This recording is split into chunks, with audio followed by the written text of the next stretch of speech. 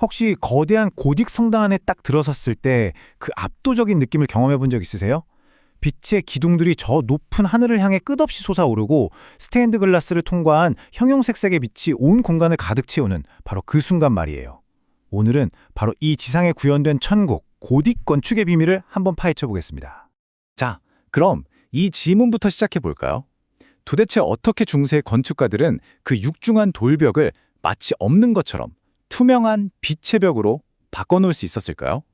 정말 불가능해 보이는 이 위협 뒤에는 아주 놀라운 이야기가 숨어 있습니다. 고딕의 혁명은요, 사실 돌멩이가 아니라 어떤 하나의 생각, 아이디어에서 시작됐습니다.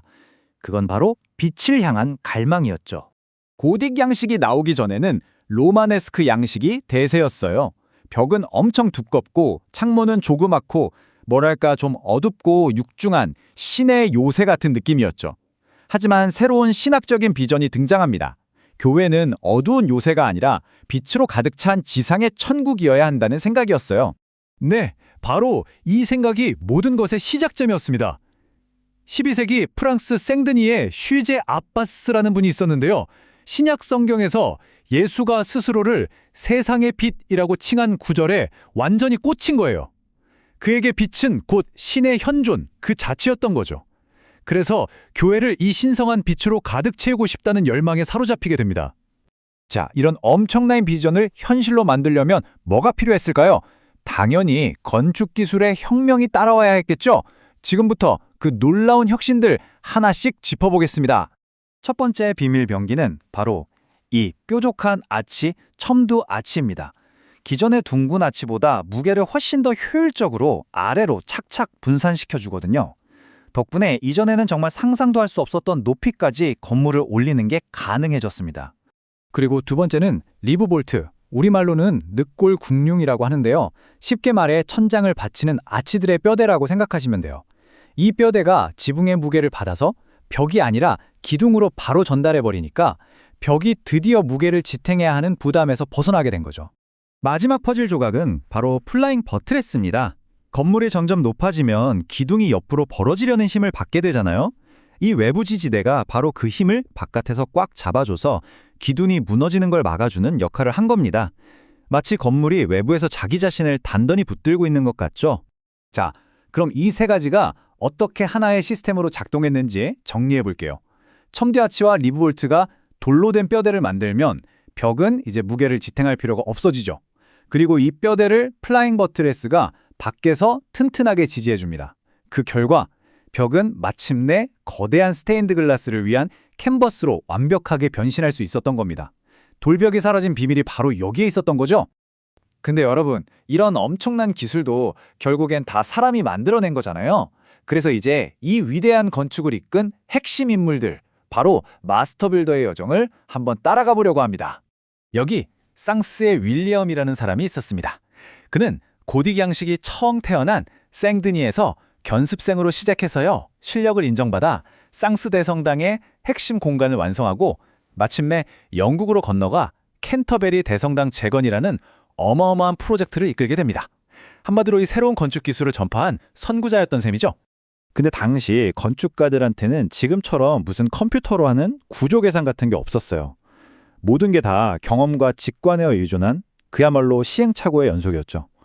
말 그대로 새로운 건물을 지을 때마다 한계에 도전했고 때로는 무언가 잘못될 때까지 밀어붙였습니다. 이건 최초의 구조공학이 탄생하는 과정이기도 했지만 동시에 그들의 모든 작업이 목숨을 건 실험이었다는 뜻이기도 해요. 30m. 이 숫자가 과연 뭘 의미할까요? 네, 이게 바로 윌리엄이 캔터베리 공사 현장에서 추락했던 높이입니다. 이 사고로 척추가 부러지는 정말 끔찍한 부상을 입고 말죠. 이처럼 마스터 빌더라는 직업은요, 엄청난 개인적 위험을 감수해야만 했습니다. 그런데 진짜 놀라운 건 그 다음이에요. 당시 기록을 보면 윌리엄은 침대에 누워서 꼼짝도 못하는 신세가 됐는데도 프로젝트를 계속 지휘했어요. 몸은 망가졌지만 그의 머릿속에 있던 비전과 지식은 여전히 날카롭게 살아있었던 거죠. 정말 대단한 열정 아닌가요? 이렇게 윌리엄 같은 선구자들이 길을 닦아놓은 덕분에 고딕 건축은 드디어 야망과 규모가 그야말로 폭발하는 거인들의 시대로 접어들게 됩니다. 그 대표적인 예가 바로 이 샤르트르 대성당인데요. 와, 이건 정말 그냥 건물이 아니라 돌과 유리로 빚어낸 거대한 예술 작품 그 자체예요. 8,000개가 넘는 조각상에 스테인드 글래스 창문만 176개, 이 유리 면적을 다 합치면 2,500제곱미터나 된대요.